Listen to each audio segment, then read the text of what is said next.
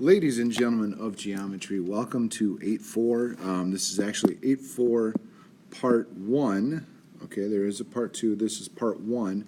And what you're going to do is try and estimate the areas of irregular polygons and figure out the areas of composite figures. All right, so let's kind of look at these polygons first. So irregular polygons, if you want to think about a great example of that, would be maps of the United States. So, I mean, if you look at these states, very, very, very few of them are what we would consider to be a regular polygon or even close. In fact, about the closest one would be like Colorado or Wyoming. Those would be about the closest you could get. Everything else is going to be a non-regular polygon, and even Colorado and Wyoming would be considered non-regular if you measure it. But that's kind of what you're looking at. So let's kind of look at it. So here's all you want to do. 4 steps. Count full squares, partial squares, and then divide the partials by 2. Add part 1 and 2 together. Multiply by the area of one square. Okay, so if they give you a side length, that's not what you multiply by. You multiply by the area. So if I look, I'm looking at this shape, and I'll just go through and count the full squares first. Full squares would be ones where the line is not touching at all. So it would be 1, 2, 3, 4, 5, 6, 7, 8, 9, 10, 11, 12, 13, 14, 15, 16, 17, 18, 19. This is right there, so I'm not going to count that one. So I go 20, 21, 22, 23, 24, 25, 26. So that would be 26 whole. So now let's start counting partials. So I'll go 1, 2, 3, 4, 5, 6, 7, 8, 9, 10, 11, 12, 13, 14, 15, 16, 17, 18, 19, 20, 21, 22. And I did include that because technically it does go through that square even a little bit, but if you look, it kind of works out. So 22 partial.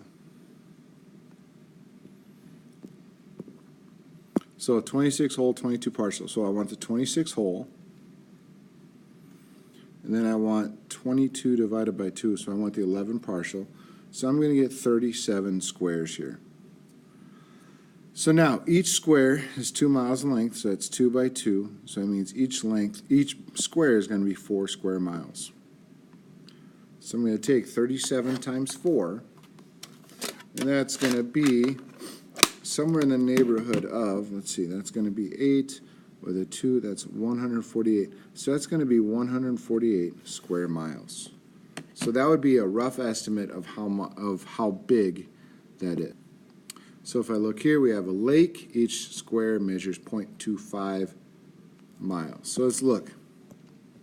Once again, holes first. I'll count that as a hole. I will count that as a hole.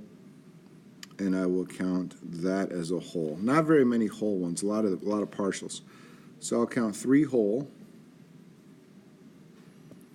Partials, 1, 2, 3, 4, 5, 6, 7, 8, 9, 10, 11, 12, 13, 14, 15, 16. And this one's pretty questionable. If you added it, if you included it or didn't include it, I probably wouldn't count it wrong, but it would just be up to you. I'm not going to count it just because it looks like it goes right through that barrier there. So 16 partial divided by 2 is going to be 8. So I'm going to take 3 plus 8, and I'm going to multiply by the area of one square, not the measurement. So each square is 0.25, so 0.25 times 0.25. So when I multiply that, that's going to be 0.0625. So that's what I want to multiply. I want to multiply 11 times 0.0625. So that's going to be 0.6875 miles squared. So it's a little over half mile of a lake. So composite figure is a figure that can be separated into regions based on geometric shapes. So that's kind of what we're dealing with, something like this, trying to figure out the area of that. And if you look, you can break it up into shapes. So if I look here, what I would try to do is kind of take this piece by piece and try and look at, like, this is 7 feet, this is 4 feet, well, this is 4 feet, this is 4 feet.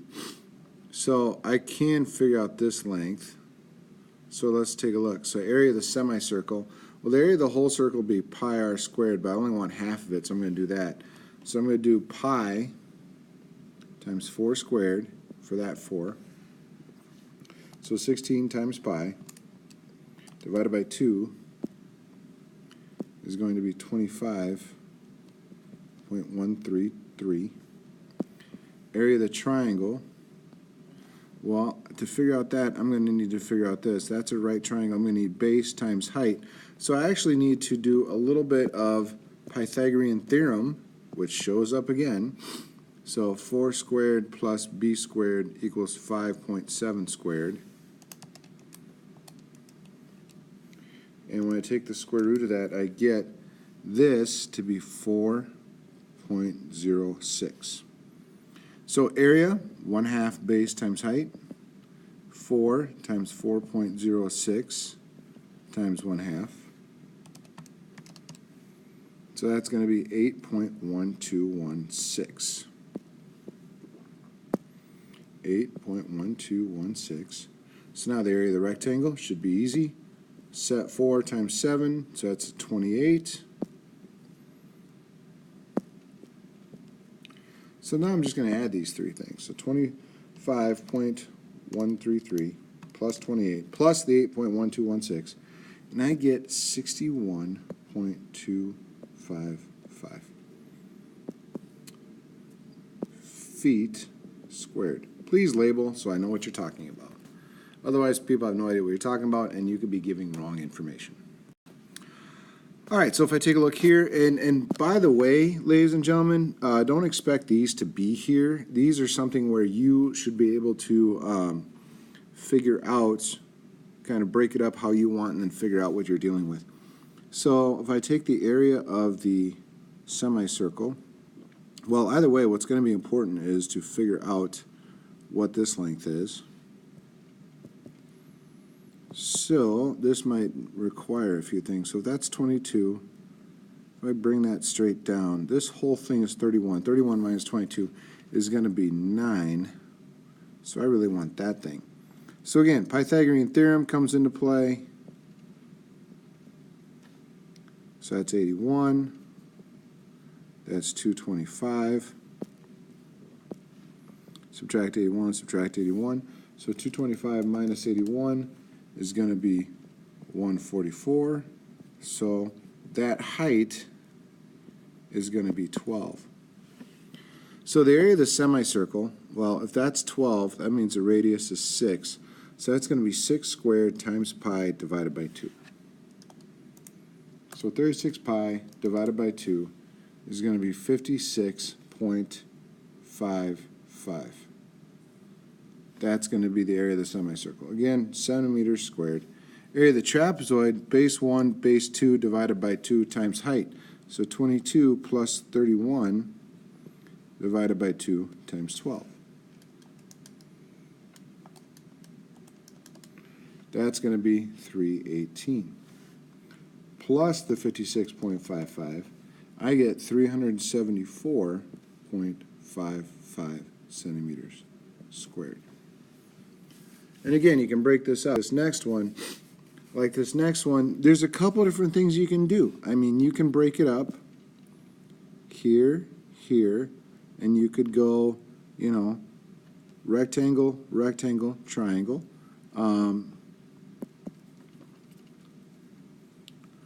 An even easier way might be going straight across. Then you've got rectangle, trapezoid. You could do either one of those. And in fact, I'm going to probably do that. So this is 15. This now becomes 7, because 7 and 5 make 12. So my bottom is going to be 15 times 5. which I really hope is 75, and it is. On the top, that's going to be 15 plus 8 divided by 2 times 7. That's going to be 80.5. So 80.5 plus 75, I get 155.5 inches squared. All right, play around with that. Breaking this up is entirely up to you. Oh wait, we have one more. Haha. So figure out the area of the shaded region. So what I want is the area of the big rectangle minus the area of the little rectangle. So let's start looking at some lengths here. So this is 100, this is 20. So I've got added 25 on both sides. That makes this 150.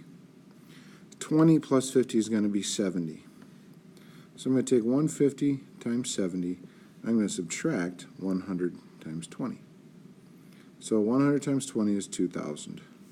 150 times 70 is going to be 10,500. So my answer is going to be 8,500 square feet. There's my answer. And again, all I did, area of the big minus area of the little, that gives me the shaded area, which is what I want, and that's all. So play around with this, get back to me, come to me with questions, and be happy to help.